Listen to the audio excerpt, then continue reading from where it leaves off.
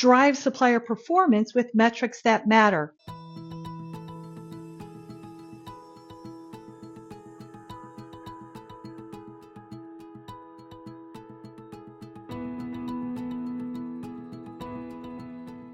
This is the fourth video in my manager training series. Would you like to know the ugly truth about scorecards? Most scorecards do not tell companies what their stakeholders really want to know about suppliers' past performance to drive meaningful future performance.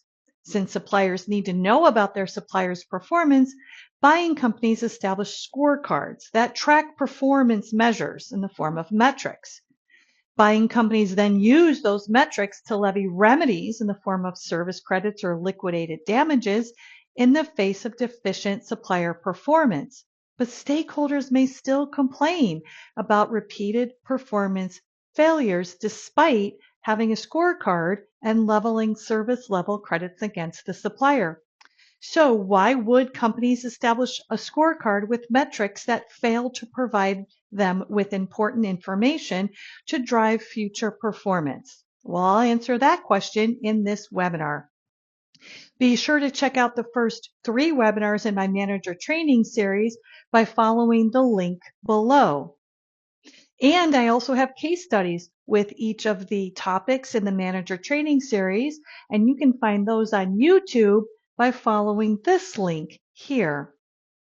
In the case study analysis for this particular topic on metrics, I'll describe how one client is building or drafting a custom scorecard and how the client dismissed the need for governance, relationship management, but demanded more metrics, which were actually reports that they needed, which were part of a best-in-class governance structure.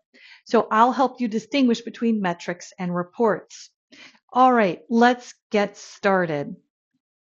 Performance-based contracts are a class of agreements where payment for goods and services is contingent on the supplier achieving clearly outlined performance goals or desired outcomes. They typically have 5 critical components. 1, a performance work statement or performance-based statement of work. 2, a quality assurance surveillance plan. 3, performance-based metrics. 4, contractual incentives or disincentives. And 5, the right pricing model. This webinar focuses on the third element, metrics. All of my advice is as applicable to service and IT types of contracts as they are for manufacturing contracts. We have 3 agenda topics today. 1, defining performance measures. 2, mistakes to avoid. And 3, getting performance right. Defining performance measures. You've heard the adage, what gets measured gets done. Well, contract professionals should incorporate and monitor performance in the form of metrics in all performance-based contracts. Metrics are units of measurement. And any of these are performance standards, or said a different way, any of these metrics are also performance standards. 1, critical success factor. These define what must be done for the company to be successful. That's the buying company. They are things like financial performance, product reliability, or brand loyalty. 2, service level objectives. These set an obligation for supplier performance without any money at risk for non-compliance. Instead, the risk is the attention that management gives to the supplier's performance, with the idea being that a service level objective will motivate the supplier through the governance process, hence the need for reports and the need for best-in-class governance processes. 3, service level agreements or SLAs. These set an obligation for supplier performance with money at risk, usually service level credits or liquidated damages for non-performance or poor performance. 4, key performance indicators. These demonstrate whether or not the buying company is being successful or not, and this allows leaders to course correct as necessary. Now, performance measures answer questions such as when, by whom, and to what standard is the work to be done. They are fixed, objective measures as opposed to subjective measures. So to clarify, a subjective measure is a happy face emoji. Now, some businesses like airports offer 3 emoji buttons: a happy emoji, a neutral emoji, and an unhappy emoji. Customers are then supposed to press the right emoji to signify their experience with cleanliness of the public restroom, the wait in line, the quality of the food, etc. Now, the problem with subjective standards is that if I'm in a bad mood, I may rate my experience poorly when objectively it is met an objective performance standard.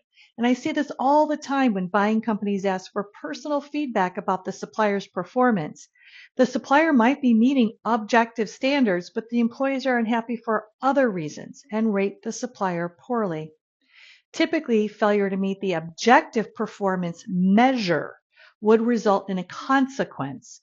Could be a letter, it could be a service level credit, or even a formal termination of the contract. Now, we'll talk about positive financial incentives in another webinar. 2 mistakes to avoid. There are 2 reasons why scorecards miss the mark. 1, buying companies choose the wrong unit of measurement, and 2, buying companies set the wrong performance target. Folks, this really does sit on your desk to do it correctly. Therefore, the parties are collecting a lot of information, but the information doesn't actually drive future supplier performance. So think about your organization's requests for metrics or a scorecard. Is your company using basic metrics across an entire category despite the type of work a specific supplier performs? A typical performance scorecard is similar to a photo. It's a snapshot at one point in time. What that photo captures may or may not be useful to drive the supplier's future performance. And this is particularly problematic when using a standard template scorecard for a specialized service. Organizations that want to drive specific supplier performance should draft metrics or create scorecards with a mix of standards with specific measures to ensure this supplier's performance. When drafting performance objective measures, those measures should provide historical data that allows for forward-looking insights to help the parties manage risk and meet the buying company's business objectives for this relationship. Getting performance right. Just because we can measure something doesn't mean that we should measure it. Remember, metrics establish the agreed upon performance against or compared to a performance standard. So when you're establishing these measures should be reasoned, meaning well thought out and directly pertaining to the customer's business objectives. Learn more about drafting business objectives by looking at this blog article for contract nerds here. They should also be reasonable, meaning meeting the industry's established standards and a history of this supplier meeting that industry standard. That's where benchmarking comes in handy. They should also be achievable, which means that the supplier is empowered to achieve the established performance measure. I've too often seen situations where the supplier is not empowered to achieve the standard, usually in the form of a customer interference or third-party supplier interference of some way. And finally, limited to just a few key measures that need to be measured and tracked to allow the stakeholders to determine whether the future performance is going to also meet that performance standard. So history for insights on future performance. That's what we're looking for. And in most instances, only a handful of metrics are appropriate for any given contract. To pick the right actions to measure, consider the benefits of meeting each metric in the furtherance of the business objectives. In other words, the supplier's performance must directly relate to enhancing the business objectives. And the parties must track performance that falls fully within the supplier's span of control. So let me give you an example of meaningful metrics.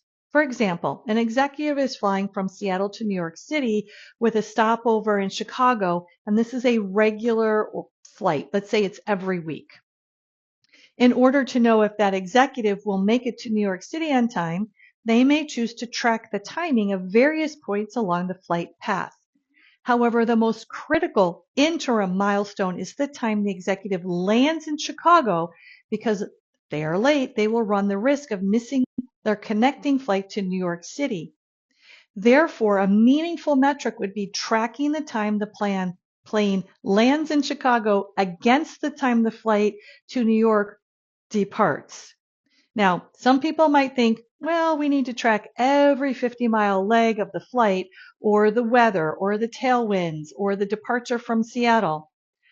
Flights make up time in the air, so a delayed departure may have no impact at all on the landing time in Chicago. Therefore, tracking to incentivize or penalize arrival time in Chicago is that meaningful metric tied to the business objective of departing from Chicago for New York City on time. That's the connector. Since departing Chicago for New York City on time is the objective, I would say tracking each 50-mile leg or the departure time from Seattle as being reporting functions, not necessarily a metric tied to incentives or disincentives.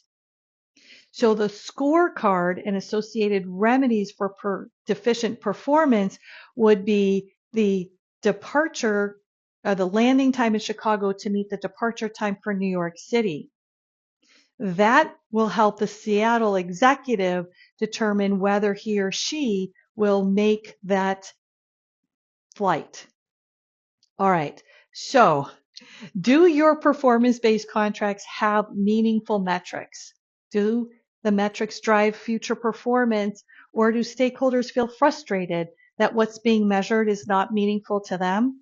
Well, if you're intrigued, stay tuned, because each month I provide more of these manager training series webinars to help you draft, negotiate, and manage performance-based contracts.